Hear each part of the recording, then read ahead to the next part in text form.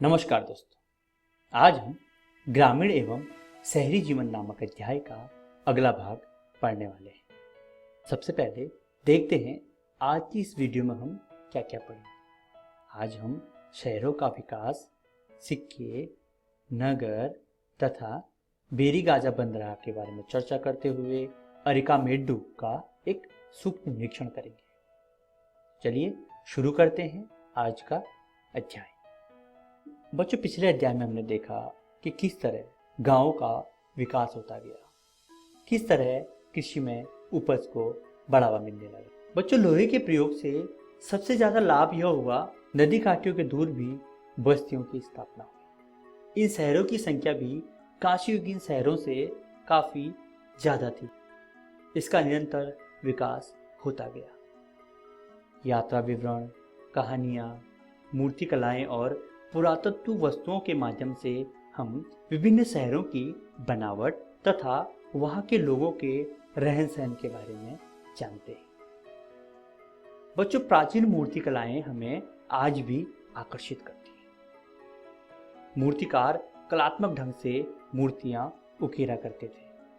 जैसा हम आज झारखंड में देखते हैं, मल्हार एक ऐसी जनजाति है जो मिट्टी से अनेक प्रकार की मूर्तियों को ढांचा में ढालकर आग से पका देते हैं और उन्हें बाजार में बेचकर अपनी जीविका चलाते हैं।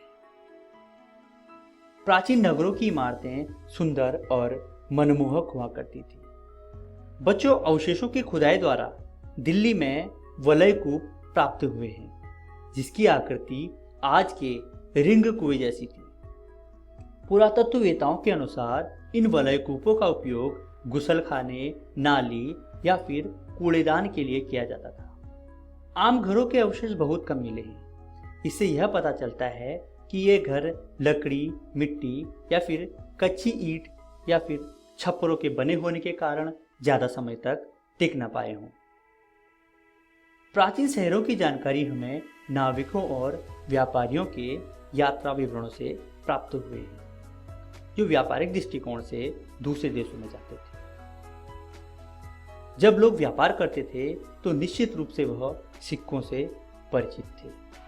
सिक्कों के आधार पर संपत्ति का मूल्यांकन होता था। सैंधव मोहरें अधिकांशतः सेल खड़ी की बनी होती थी। कांचली मिट्टी, गोमत, चट पत्थर तथा मिट्टी की बनी हुई मोहरें भी मिली हैं। देसलपुर से तांबे की बनी मोहरें मिली हैं।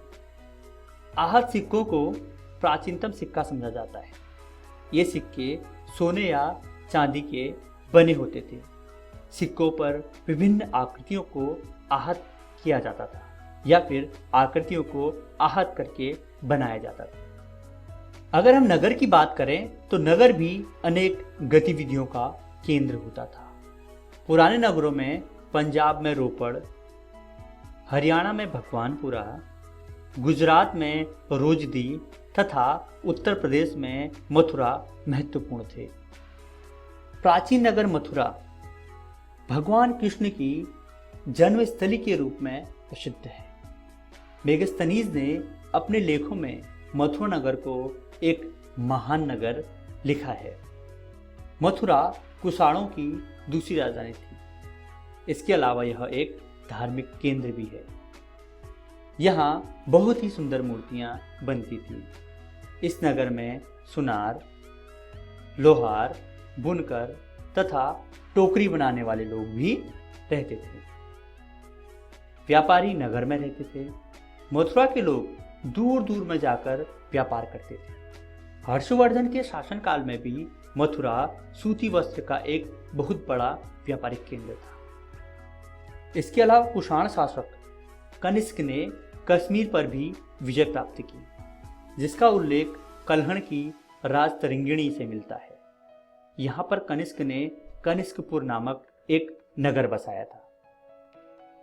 चलिए दोस्तों, बात करते हैं बेरीगाजा बंदरगाह की। बेरीगाजा भारत के पश्चिमी तट पर स्थित एक बंदरगाह था। इसे भड़ौज के नाम से भी जाना जाता था। पश्चिमी एशिया का अधिकांश व्यापार इसी बंदरगाह से होता था। यहाँ से तांबा, मदिरा, मूंगा, पुखराज, कांच और सोना चांदी आयात किया जाता था, जबकि मसाले, हीरे, नीलम, रत्न और कछुए की पीठ की हड्डी का निर्यात होता था। चलिए बात कर लेते हैं अरिकामेडु की। अरिकामेडु में 1945 ईस्वी में हुई खुदाई से एक ऐसी रोमन बस्ती के बारे में जानकारी मिली जो व्यापारिक केंद्र के रूप में प्रसिद्ध थी। इस बस्ती के नज़दीक ही एक बंदरगाह होने के साक्ष्य मिले। अरिकामेडु को पेरिप्लस ऑफ द एरिथ्रियन सी में पेडोक नाम से संबोधित किया गया है। इस बंदरगाह से न केवल वस्तुओं का आयात निर्यात होता था, बल्कि यहाँ पर रोमन निवासियों की पसंद की वस्तुओं का भी निर्माण किया जाता था। यहाँ से कुछ अवशेषों की प्राप्ति हुई, जिनमें रोमन मिट्टी के बर्तन, माला के दाने तथा कांच और मिट्टी की मूर्तियाँ प्रमुख हैं। चलिए दोस्तों, अब देखते हैं आज की वीडियो में हमने क्या क्या सीखा।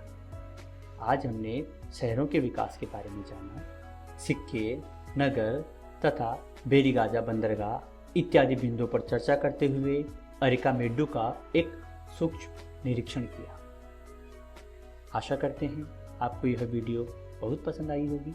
धन्यवाद।